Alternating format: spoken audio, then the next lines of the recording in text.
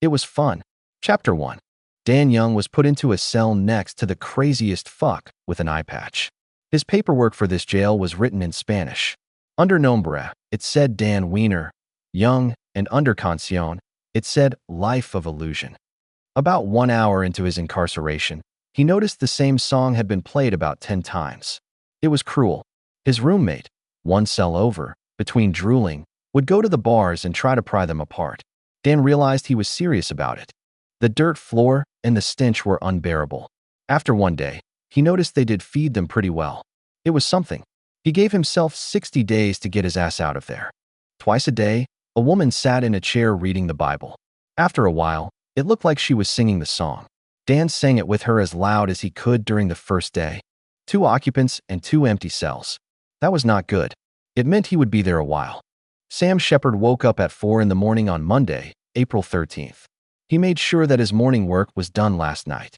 2 pages of ledger sheets had been filled out. It was an outline to get things done in the order that leveraged his ability to eliminate time. His job this early was to make breakfast for the family. He had on his gray Gildan underwear with the intentions of getting in some cardio at the gym. He would concentrate on 5 exercises. Doing breakfast was his punishment for losing 3 of 5 exercises against his 13-year-old stepson Stephen. Winning the bet, Stephen could pick anything he wanted. It was having his father do breakfast and drinks. Sam's new exercise plan involved chest, push-ups, chin-ups, sit-ups, and running. It was over for him. The boy was excelling quicker than Sam could get it together. It was the training. He started with coffee. It was Wanda's drink. It was specific and exact. 2 protein drinks were next. Dark chocolate whey protein powder and blueberries mixed with 2% milk. The blender bottles were put into the fridge to keep cold. Sam's punishment: coffee for her and protein for his son. It wasn't much of a punishment because Wanda had her own morning ritual. She called it shock treatment. She would shower, dry off completely, and serve him breakfast in periwinkle underwear, blue eyeshadow, heels, and white shoulders perfume once or twice a week. Wanda would walk around the kitchen drinking coffee. Her underwear fit perfectly and showed everything. God was in the details because her brown skin was the softest. She had the power, but Sam sat there until she couldn't take it anymore. It was quick and loud. It was a good thing Stephen wore headphones to bed and woke up at 6 o'clock sharp. He would walk with Wanda to the gym later, a gym called the Major Gym in Major, Tennessee. It was down one house, across the street.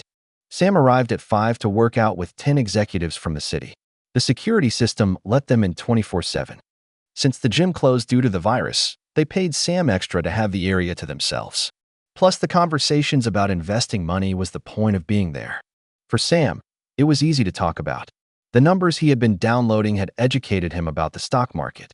All the numbers sorted by industry and business cycles, with categories in the order of opportunity and safety. The software version he used was several levels above that of his workers. He fine-tuned it every night. The memory stick around his neck was the only place it existed. The earliest arrival usually came in at 3 in the morning. He was always there. It was Clark, dividing and conquering his next order of business, which was losing mega weight. Back in the day, Clark had become a friend of his father, Linus.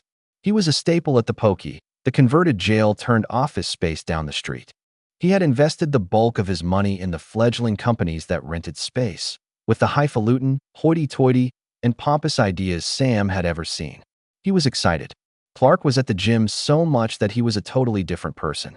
Sam read his ledger and started step 1. It was texting clients as draft and scheduling to send them at specific times. It helped the flow of his day. Next, he sifted through all the prime companies that were in rare positions financially in the stock market or in the middle of a down cycle. Sam intended to trade every minute he needed to at Kane Stock Nashville, the company division he started a few months ago. The market was tanking, and a further wait of a few days was needed to see the bottom turn around. At 5:30 sharp, he started the pushing exercises. He interacted with the group and worked on the computer tablets mounted on the columns down the middle of the floor. After 2 months, he had to share those with about 3 of the executives. He did sets, traded, made calls, and later cardio. Stephen would arrive after 6 to watch his father and do all his future 7th grade homework. Currently, he had it made. Half his time was spent at the Pokey working on projects with Sam's friend, Eggy. It was like a college education. The virus had all the students homeschooled. Currently, half the math and science teachers in the area recorded all their video classes at the new Poke Annex, which had been built last month. Sam figured that those classes would be wrapped up for the entire United States to view on the net. The deal was that corporations would pay the studio fees with a commission on future income. The agreement was the teacher would cover the total book content, instead of half the public schools had been doing forever. Eggy, Sam's friend, supervised the operation and trained teachers on how to use different teaching styles to be more effective, entertaining, and put real life into the process. Chapter 2. Dan's old friend Leonard used to say you could do anything. It didn't matter about your level of brain power. You just had to borrow ideas from your life, apply, and be conversational in the way you live. You would wait for those around you to give information that would apply to your situation. Dan's was getting out of there. He waited for the next word out of Fernando's mouth. Every staff person here had long names. It was irritating. Sebastian and Valentina rounded out the long names, and they were too fucking happy. Their afternoon break included an hour nap. A siesta, another long word. Their work schedule was 6 hours with a 1-hour nap. It did get hot in here. Eat, shit, and sleep. Dan was not going to have it. He had rolls of toilet paper on a shelf. They collected humidity and were missing the cardboard roll in the middle. That was a fucking mystery. Then asked twice daily to empty his can that he used for going to the bathroom. He asked for hot water and a razor to shave with. They just ignored him and laughed.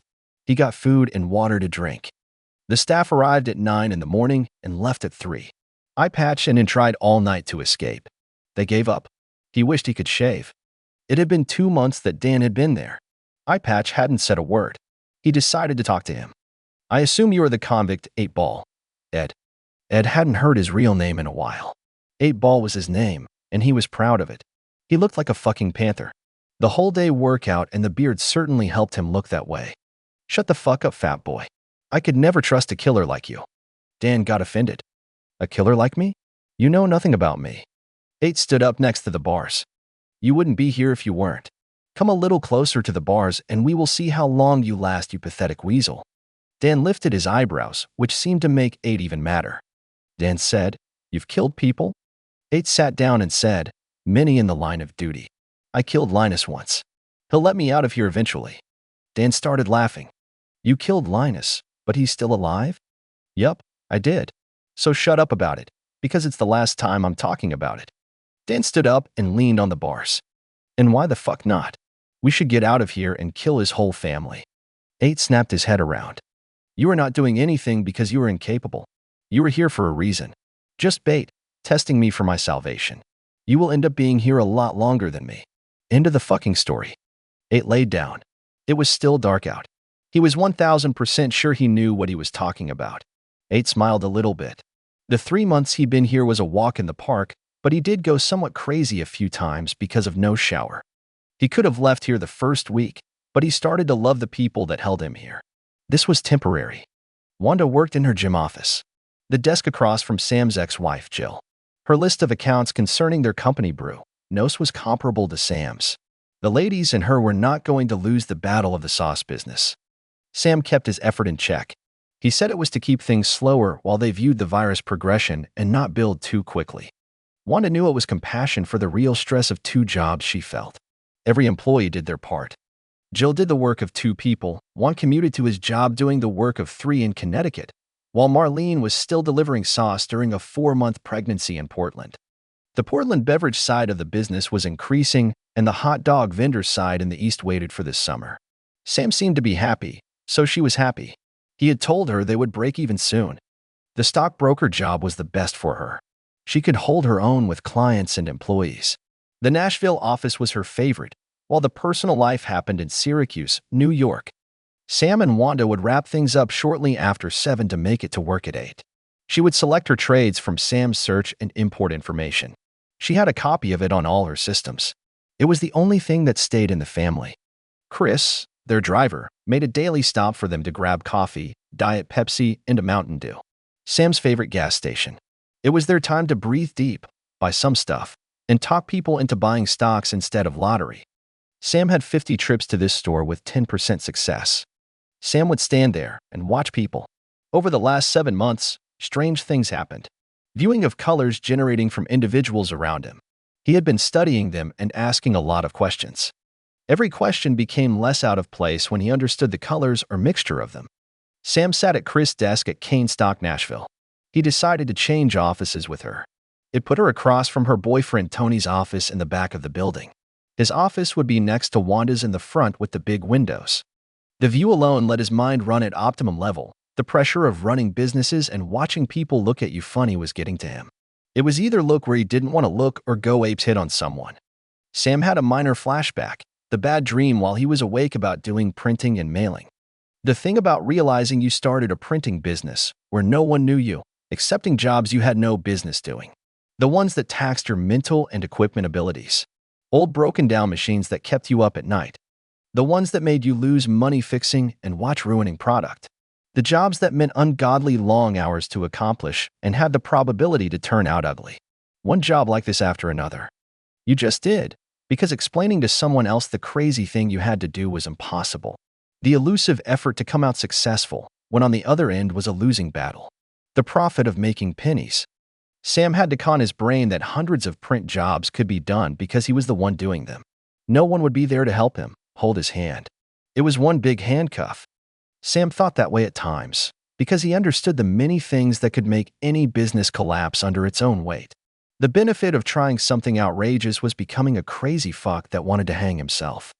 Outlasting all the naysayers without having a breakdown or physical altercation was something medals should be given out for. Sam snapped back to reality. He appreciated the insight, because going through life on autopilot was stuffing problems down until they had nowhere to go. Andrew and Nevada were a problem he needed to deal with now, and a phone call to Cindy at the print shop in Chicago was necessary. Sam looked through his office windows to his right, straight at Andrew at his desk. Andrew's desk was across the room off the West Coast, figuratively in the Pacific Ocean. The bullpen floor was set up like the United States, and Sam's desk sat in Canada. Andrew knew the look. He would catch Sam staring at him, and he knew. Andrew lost 30 pounds in 2 months, and he was braiding his goatee like Jack Sparrow. He beat Sam's Uncle Bruno on facial hair, and his red rotary phone was still being carried everywhere. He had an entourage of women bringing their money in weekly. The waitresses were parading their asses right to his desk. Sam came out of his office and yelled loudly to be heard. "Captain Jack, get your ass in here." Sam was going to change the name of Andrew's desk from Puerto Rico to a new territory to fit the placement of his desk. The new decal wasn't in his imagination yet, but the boy's red phone was history, and he would be trained by Wanda starting next week. Andrew sat in front of Sam with his red rotary phone. "Andrew, you were lucky I don't scissor that shit off your face. I'm leaving the job up to you. Tomorrow your face better be bald." "Boss, I want it on my face." Sam looked up at the ceiling. He was ready. "Andrew, do you see that new shelf I personally put up 2 weeks ago?" "I do, sir. It's nice. I want the hair." Sam said, "Take your red phone, unhook the cord, and retire it to the shelf." Sam sat there until Andrew shut up and complied. The second Andrew sat back down, Sam stood up. He rolled up his sleeves and went to the board. "Clean shaven. You will report to the gym to take over for the 10 bigwigs that come there every morning. You are paying your own rent next month because you are killing it." "Boss." Sam interrupted Andrew. "It's Sam now, Captain." "Sam, 2 months doesn't make me good enough to handle those 10. They intimidate me." Sam was going to charge forward whether he was ready or not. The business needed a flexible doer who could adapt, and Andrew was the one. "BS. Advanced training at 5 sharp tomorrow morning." Sam took a white rotary phone from a desk drawer. He said, "No carrying this around. Upgrade your wardrobe again. Wanda is your supervisor. Send to Nevada and quit helping him. You've been holding him up." "Boss." "Sam, I'm not ready for the 10. Sam looked at the board and faced Andrew. "The 10 think in a straight line. You just have to look like them and come from a different angle. Dealing with all those waitresses is a crooked line. Straighten your shit out. You think those rubber band chin braids look is doing it. Your youth does the selling. Anytime you fail in a situation, you are saying it wrong or not excited enough. By tomorrow, I want you to meditate on 10 things to come out of your mouth when the confidence slips. For example, if an executive blows you off, you say to them, 'Your call. I'll be talking to you next week to explain how we think out of the box during this erratic virus situation. You will make a killing.' Then you give them your back by walking away. Your back better look good when you do that. They call you out on your bullshit. You give them a stock to follow and advise them on the return we look for. That should give you a string of questions from them, and the relationship is built. Sam, you say it's easy, but they look at me weird. Boy, quit being weird. It's a head game thing and lose more weight. You show up bald face, they will respect you more than with your current entrance. Sam wrote on the board the mental thoughts he had when selling to a difficult client. Andrew was leaning forward during this simple strategy. Andrew, you need to think a touch differently to draw them in and use your environment. That one drink I have on my desk? The gas station pays me $110 to drink it. Sam, how the hell? Andrew, no questions, figure it out. They will give you beginning information to get it from them. Listen to people and mind the information. If I were a gas station cashier, what do you think my goal should be? Andrew hesitated and said, communicate. Sam smiled, close. It's a good thing you didn't say get a different job. You sell everything in that store in one day. Andrew got the message. Nevada was actually Andrew's best friend, Jimmy. He had picked the Nevada desk to sit at because it was near Andrew's desk. Everything Jimmy had was either given to him or taken. Sam was ready to punch him square in the face. Jimmy sat in front of the desk while Sam leaned back in his chair. Before he entered Sam's office, Jim had signed the waiver taped to the glass next to his office door, basically because of the virus. But the joke was to enter at your own risk. Sam refused to wear his mask in his own space. The mask went on in public, and besides, one side wearing the mask was enough. Jim sat in front of Sam, wearing the mask, wrinkled clothes, unpolished shoes, and probably a scared look on his face. Jim, you are in hot water. Sam dialed his cell phone and laid it on his desk. Jim heard Tony's voice from across the building. Hello, Sam. Tony, you want to tell Jimbo what happened to you when you stole from me? Tony hesitated because he hated thinking or talking about it. Well, it was an eye-opening 3-time ass-kicking. The last one being a crouched, leveraged elbow straight to the face. Your uncle sends the video to me every time I think I know it all or become a whiny bitch. Sam laughed. And how are your sales once you upgraded those shitty clothes? Fucking double, and a hot woman. Sam looked at Jim. Exactly. See you at lunch, Tony. Sam hung up the phone and stood up. Jim, you get better information, honestly, because I'm this close to jumping over this desk and risking jail time. You little smart-ass fuck. I want every listening device on my desk in 10 minutes. Go. Jimmy went to each office, became embarrassed, and delivered. It was a lesson for everyone, including Bruno, Wanda, and Tony. Jim was a little mouse by the time he got back. Jim, how much did that shit cost you? Jim decided to remain quiet. Well, this is costing me $1,200 meeting with you. You waste my time again, it's over for you. Get your own leads and sales under your own steam. You do that, I will take you under my wing. You are giving every account back to the original owner. Jim looked down. It meant starting over. Don't cry, Jim. I'm spotting you 3 months' salary and some new clothes as a loan. No stealing, lying, or manipulation.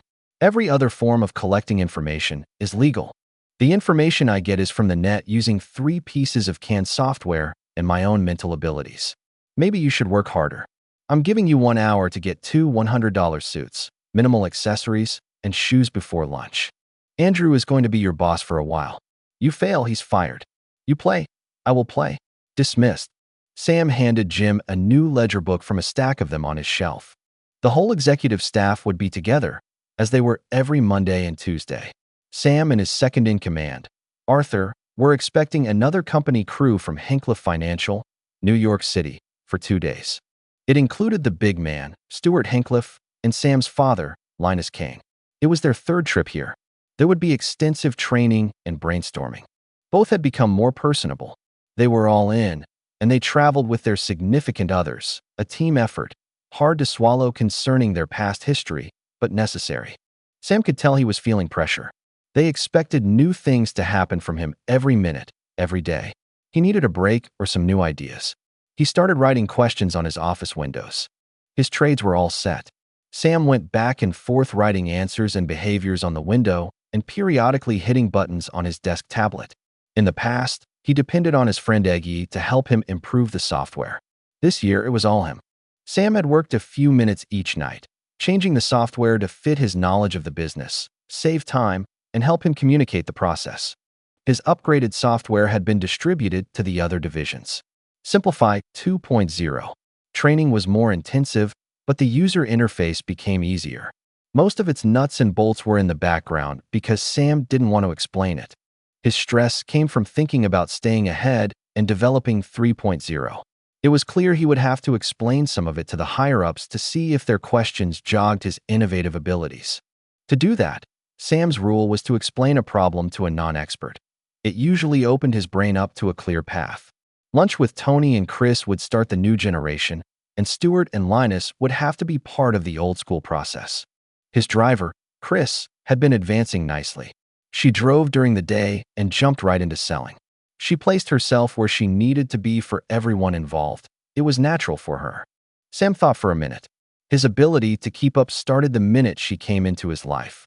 The minute his father, Linus, picked her and Eggy, to be exact. Sam decided to study that. His uncle had given him the process, while his real father gave him the tools. Sam's stress needed to feel comfortable with this constant changing. He felt better already. Sam masked up and went to his old office to get his chin-up bar. He knew what he needed to do.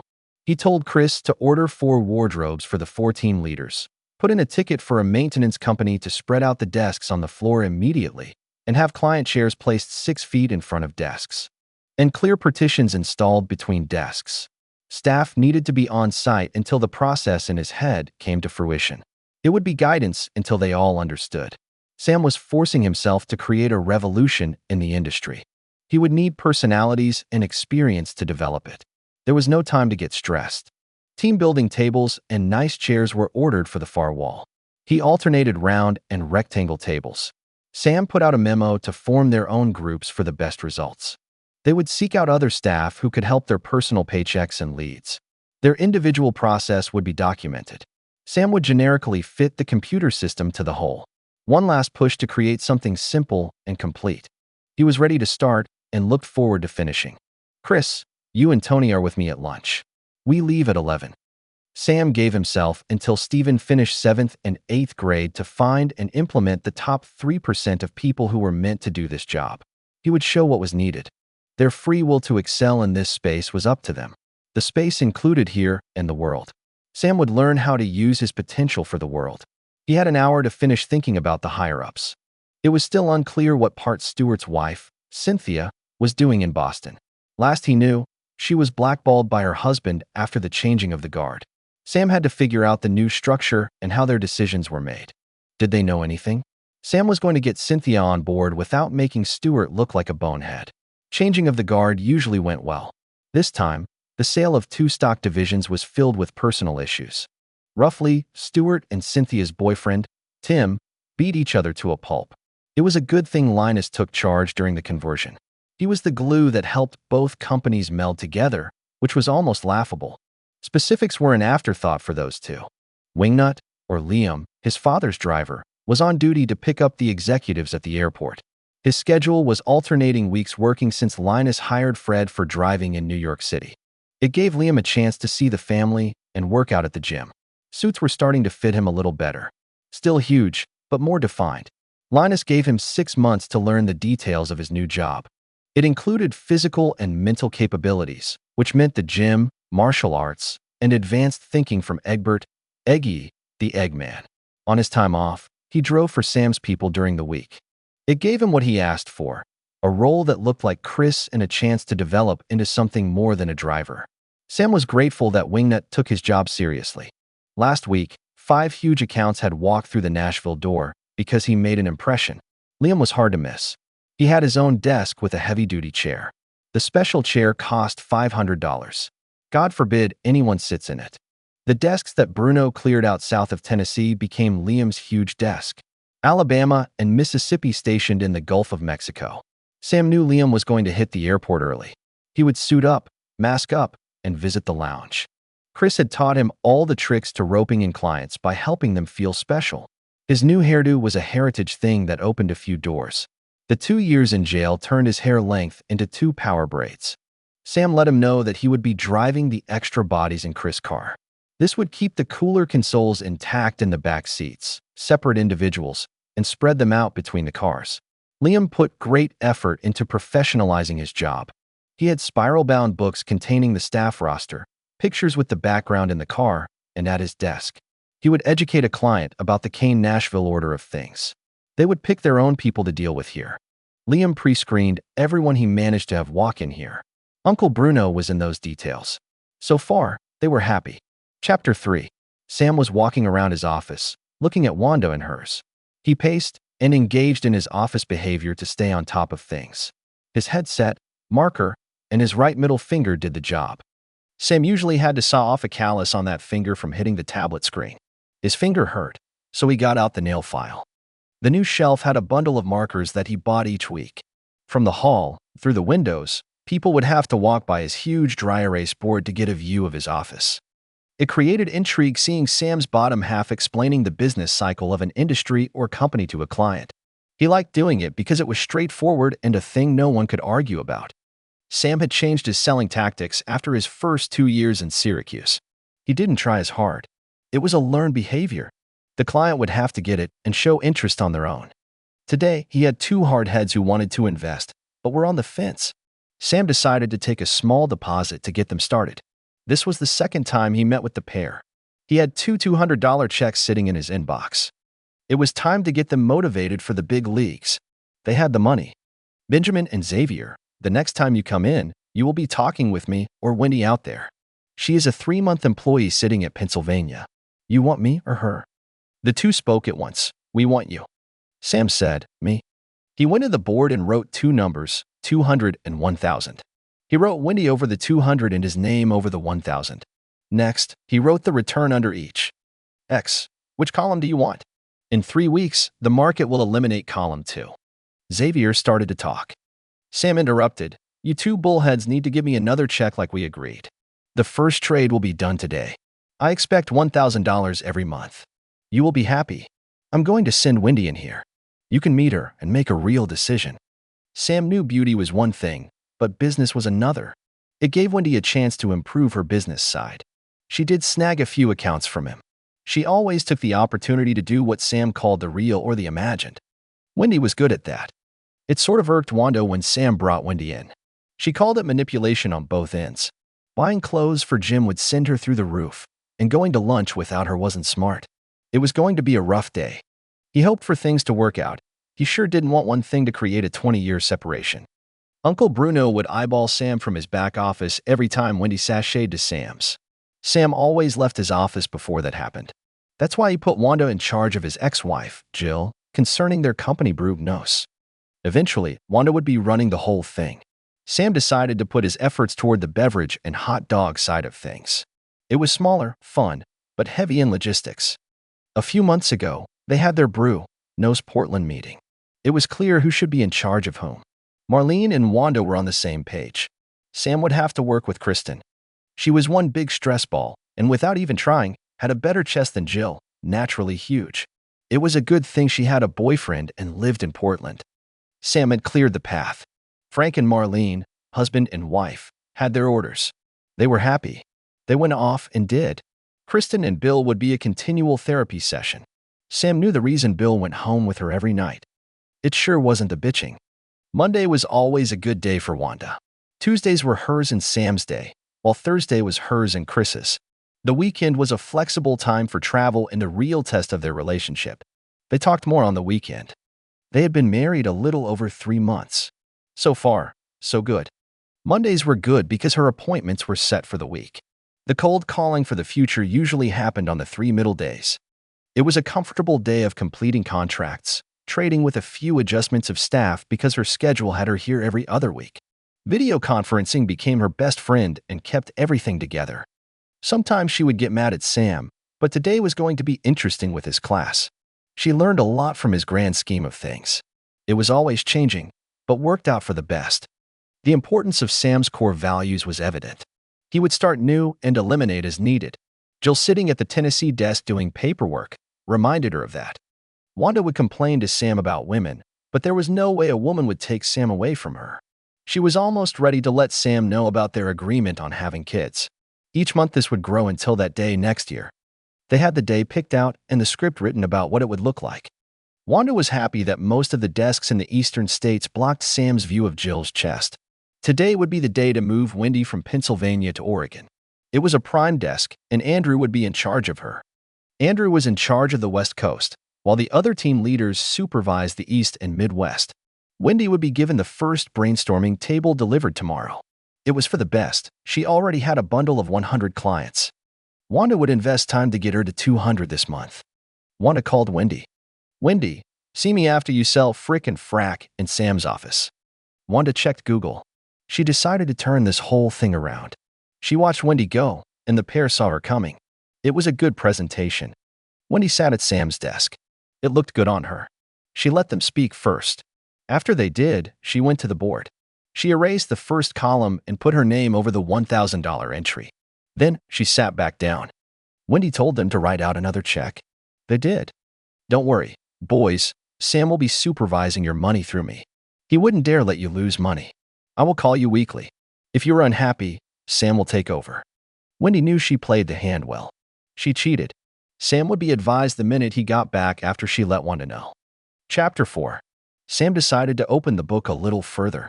The company information gathered from the net would be given out to the higher-ups and a select few. The importing software, coupled with Simplify 3.0, would be ready in a month for the company. His job would be advising on the implementation and education on that. Wednesday morning, Arthur and Sam would fly to the London division to train the staff.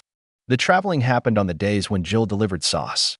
Thursday, Arthur and she would be in Syracuse until the following Wednesday. Sam walked to the lunch place. Food had been ordered. Sam would sit and hand out appointment cards as the anxious approached him. He had 4 openings after the training today. On the way, he saw a penny on the sidewalk. He said his usual "God loves me" after he picked it up. The guy passing him started giving him a hard time. Rich guy picks up a penny, pathetic. Sam walked up to him after he passed. He grabbed his hand with a smile, giving him the penny. The gray mist of self-hatred was floating around the guy. "Maybe you should say 'God loves me' when you were given money, because this coin will reap its benefits 300,000 times." Sam left it at that and gave him his card. He waited for Chris and Tony and made up his mind how he was going to handle the stress of the month. He would turn it over. Chris was dressed nicely for the day. Her confidence was spilling out as she walked in. If she kept it up, there might be a revolution for her attention. Sam believed Tony was ready. He understood the basics, and he was pretty much set on Chris being the one. It made the work life that much easier for him. Tony had a smart-ass look on his face, and Chris was looking at her hand. There was a big rock sitting there. Sam said, "Congratulations, today is your lucky day." Sam handed Tony a memory stick. "Here's the software I use to export all the company information I get every week. You are the first to get it. Try it. We will meet Thursday to go over it. When is the date?" Chris looked at Sam. "August." Sam couldn't help himself. He looked at Tony. "Wanda and I are getting pregnant next year, June 1st. I ordered the food for lunch." Sam slapped Tony on the back hard. "Training at 1. Get ready for things to happen. We are reigning in the top 3% of recruits and developing them. Be friendly with them. It's the goal after meeting the egos. I want your future homestead picked out by the end of the day, or we could keep things the same." Chris got emotional. "Sam, you're not getting rid of me. I'm your driver forever. Our homestead is in Syracuse in the development, or maybe the new one Harry is building down the road." Sam let her know that 2 doors down was free in June. Her wanting to stay caught him off guard. He was relieved. Sam watched the rainbow of colors around people. It had taught him to meter out information, keep his emotions in check, and let things happen. Forcing things only ruined his temperament. The food order was delivered. Sam gave Donna his credit card and a 3-finger salute. She always liked that because it meant a 30% tip. Donna looked sad because she had just gotten this job. She had transferred from the major diner to here last week. This place would close for a while. Sam called her back. "Dee, come see me after your shift. I'm putting you at the Pennsylvania desk tomorrow. Be ready to interview with me at 3:30. Chris looked up, unsure. "I thought Wendy was at that desk." Sam looked down. "So did I." Sam resurrected his "I've had enough" text on his phone. It was a text of a period between 2 quotes. It was a drawing a line in the sand text. After that, he texted Wanda again, "Business conference in the basement." The basement was where Sam had a private shower, closet, and 40-year-old desk. It was a huge, ugly desk in a boiler room that weighed 300 pounds. This was a perfect place for an argument. Wanda liked them when she was jealous. It was a push come to shove. Sam waited for her. He had his dress shirt off when she arrived. He crossed his arms over his black t-shirt. Wanda didn't know what upset him. What did I do? Sam looked to his left and back. Sorry for the invasion. Moving Wendy to Oregon is a little severe. Wanda was ready, then quit staring at her. Sam laughed. I look at her to see where she's at. You think she got those accounts on her own? Wanda wanted this. She took those 2 today, just like Jill.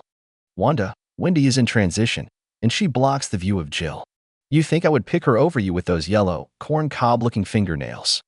Wanda looked down and up. If I remember right, I looked just like her a few months ago. Sam said, bullshit. You wore the most professional suits I'd ever seen, and nobody does nude better than you. Wanda was ready to cry. I was a fucking whore. Lady, not even close. And quit bringing that stupid analogy up. Bring it in here because I hired Donna from the food place to take up Pennsylvania. Wanda hit him on the shoulder before hugging him. Sam said, she should block my view better, and she's smart. She's sexy with a Harvard degree. Wanda hit him again. Sam upgraded his shirt and tie. He would ease into the meeting with a semi-private meeting coming from the airport. He decided to eliminate the coat today. He wanted to slip in, tackle a conversation, and follow through. Seeing Stuart's reaction was going to be good. Sam felt Cynthia, the wife, deserved better than she got. Some of it was deserved. Sam loved driving the new BMW. Chris kept it clean, stocked, and maintained. There probably was no speck of dirt in the car, engine, or trunk. Sam imagined her clothes closet being the same. It was a 20-minute drive to the airport east of Nashville. Sam and Liam parked and casually walked through security to the lounge. They ordered burgers, and Sam gave him the car seat placement. Linus and the spouses were in one car, while Stuart, Tim, and Q would be placed in his car. Sam's vehicle wouldn't be the fun car. Sam smiled just thinking about it. It was a wonder Tim was even here. Sam saw them coming. The women were in front, followed by the men. The secondary took up the rear. T was suited up, while Q was casual. Quandle's color was good. Tim's was a little iffy. The two were working together in Boston. Tim had a lot to prove, while Q excelled because of his personality. Sam knew that Linus made an effort to work with them from New York City. Sam kept it pleasant until they got to the parking garage. He loaded the luggage. Stuart, front seat. Tim and Q the rear. Stuart got right in while Tim hesitated. Sam said, "You okay?" Tim was beside himself. "I'm riding in the other car." Liam stopped mid-step. "Orders, you better get used to it." Sam took up the rest of the sentence. "Tim, I can see you still don't get it. Linus, Stuart, Cynthia, and I'll let you live. Be happy with that. Now get in before I hog-tie your ass in the trunk." Sam got in. After Tim sat behind him, he sat for a minute. He noticed Stuart had a little smile on his face. Sam knew where to start. "Stuart, you okay with running Boston full-time and moving Cynthia to run New York?" This was a pivot point. Things could end today this very second. Stuart looked down. He said, "Huh," and sat there a few minutes. That one word eased Sam's stress tenfold. "Sam, you are one smart motherfucker. Thanks for the suggestion, but yes, I would like to run Boston." Q laughed, and Tim said, "Fuck me." Sam drove and talked. "Stuart, today I'm giving you a file that downloads all the company information from the net. I do it once a week, and Simplify goes through it to help you pick things in 3 seconds or less. Version 3.0 to the staff after training or when you say so." Stuart was used to things just given to him. Sam said, "More to come after you build Boston. It needs work." "Sam, I'm upping my subscription fee on the software to include counseling from you. Expect a check this week. The light kicked on working with your father. I know you were shocked. Things will be different. I'm different." Sam looked straight out the front window. He said, "Enough said." Q laughed again, and Tim was miserable. The meeting started as soon as they arrived. Hincliffe and Kane executives together to finish up agreements in IT. Uncle Bruno was the master of ceremonies. The last 3 months, he had gotten bored with his dolly mustache. It started when Andrew trumped him on facial hair. He was clean-shaven and wore a 20th century suit. It was a start. The man clearly wanted to be retired, but he couldn't do it. He was having too much fun. They started with Arthur and Sam teaching the final chapter and the outlook that would keep things growing and intact. Stuart said a few words about Hincliffe purchasing the rest of Kane stock someday and announced he would be using Sam as an advisor instead of steamrolling and giving orders. It would be an employee company, and plainly, it would be their job. Sam took up the tail end of it. Cynthia, starting Monday, you will be running Hincliffe, New York. Linus will be second in command, and Fred will be driving you on your commute. Stuart will build Boston to the potential it will become with Quandel and Jeff. Alternating weeks will continue with the current staff until the final purchase. Stuart's right. It's your own job. Take responsibility. There will be advanced training to ensure we can work together inside and outside of the office. Wanda will be our spokesperson for training, marketing, and future Kane course books. This will be done from the Pokey Annex. If we are all in agreement, I have a Declaration of Independence mission statement for everyone to sign. Linus, Stuart, and Sam met in his office while the others mingled. It was a wonder Cynthia didn't say anything. Sam looked at her through the windows and glanced back. Stuart? Cynthia okay? Stuart sat and started. Sam, she's fine. We're good. It will take a while to make that minx happy. New York City might do the trick with a few setbacks. Like you said, it's her job. I don't need to be involved. Sam was surprised. Stuart, what the fuck happened to you? Stuart looked at Linus. When your father levitated me like I was hanging from a hook. Your father says I was imagining that, but I think that did it. It took a head beating to wrap up my bullshit. Besides, I like your ideas better. Can I borrow the United States desk arrangement for Boston? Stuart, that works for me. You need your own thing. It will come to you. Sam looked at his father. Dad, you've said nothing. Son, I'm happy to see you. Mum's the word, or I'll be laughing my ass off when Cynthia freaks out. It will take her about 6 months to ease into that behemoth. Stuart interrupted and laughed. I need a vacation anyway. Linus continued. It's a fact that there is garbage to clean up at most of the Boston desks. Sam looked closer at Stuart. Nothing. Not one spike of indigence or anger. His color looked good. Sam figured he was looking inward. Sam stood back up. I'm speechless. You two are acting fucking normal for once. I'm not even going to dig into that. Sam went to the board and laid out what he envisioned as the best direction for the company's survival. It would take a different mindset. The mindset his father brought with him to work with Stuart. Sam still had a hard time wrapping his head around how well things were going. Mentioning the obvious about Boston was a Hail Mary of understanding. Dad, I can't help it. Truthfully, did you say anything to Stuart about him taking over Boston? Ah, son, that didn't even cross my mind. You thought Stuart would be jealous of me working with her? You know damn well the Boston idea will round his whole life out. Right, Stuart? Stuart looked up. It better, or I'm riding off into the sunset. Eventually your father's going to be wheeling me around in a wheelchair. Sam wasn't going to touch that one. He just raised an eyebrow at his father. It was deep. Linus said, Son, good job.